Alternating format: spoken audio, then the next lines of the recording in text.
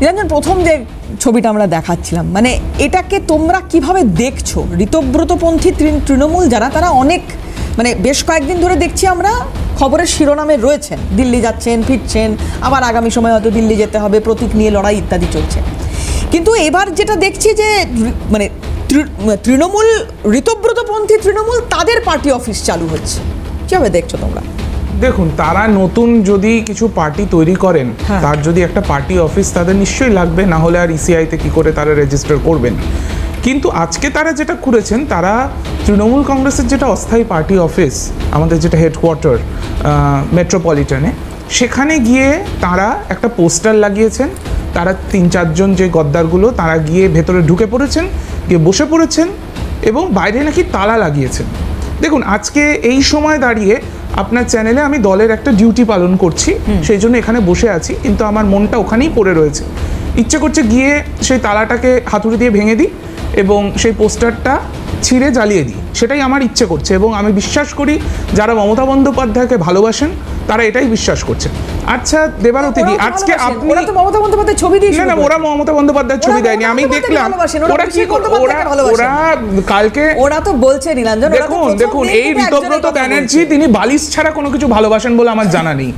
এই ঋতব্রত ব্যানার্জি তিনি তার যে কুকীর্তি, তার যে মহিলা গঠিত যে কুকীর্তি বা অন্যান্য আরো যাদেরকে উনি জোগাড় করেছেন, না যে কোনো ব্যক্তিগত আক্রমণ না, তার বিরুদ্ধে এফআইআর লজড আছে। আমার নিশ্চয়ই প্রশ্ন থাকবে যে এতদিন কেন অ্যাকশন হয়নি। আপনার প্রশ্নটা আমিই করে দিলাম, এতদিন অ্যাকশন হওয়া উচিত ছিল। এই ব্যক্তিকে কে সুযোগ দিয়েছিল? এই ব্যক্তি আজকে যাদের নামে কুৎসা করছেন, অভিষেক বন্দ্যোপাধ্যায়, অবশ্যই ভুল হয়েছে, অবশ্যই ভুল হয়েছে, সেই ভুলটা স্বীকার করছি। আজকে এই লোকটা যেটা করছে, মানুষ দেখছে আজকে যে এই লোকটা, মানুষ আমাদের দেখছে, অবশ্যই নিশ্চয়ই দেখছে আমাদের সেই ভুল।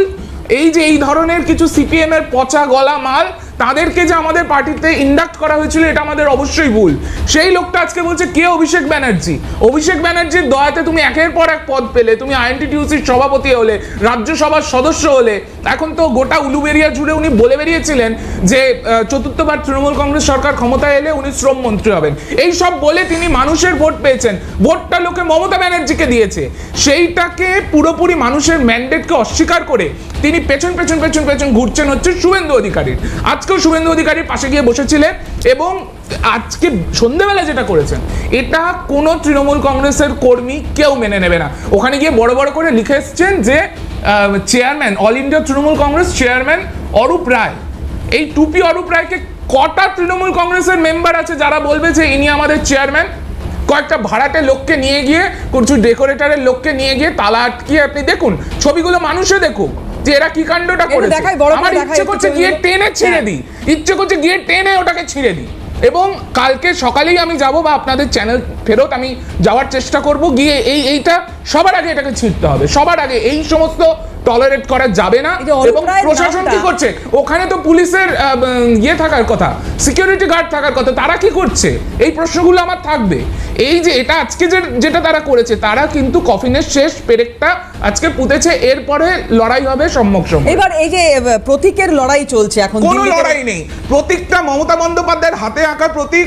1998 সালের 1 জানুয়ারি মমতা ব্যানার্জি অল ইন্ডিয়া তৃণমূল কংগ্রেসের প্রতিষ্ঠাতা, তিনি দলের চেয়ারপারসন, তাকে না তার অনুমতি ছাড়া কোন রকমের কোন কনফারেন্স কিছু করা যায় না। এটা যারা করছে সম্পূর্ণটা ইল্লিগাল এবং এর বিরুদ্ধে তাদের এগেইনস্টে অ্যাকশন হবে। এবং আজকে তো ট্রেসপাসিং করেছেন।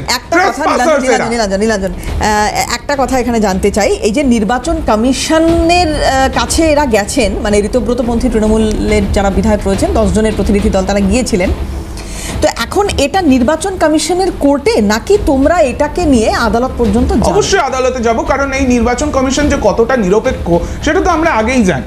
এর আগেও প্রচুর দল এরকম ভাবে ভেঙেছে, এটা নতুন কিছু না, দল ভাঙতে পারে।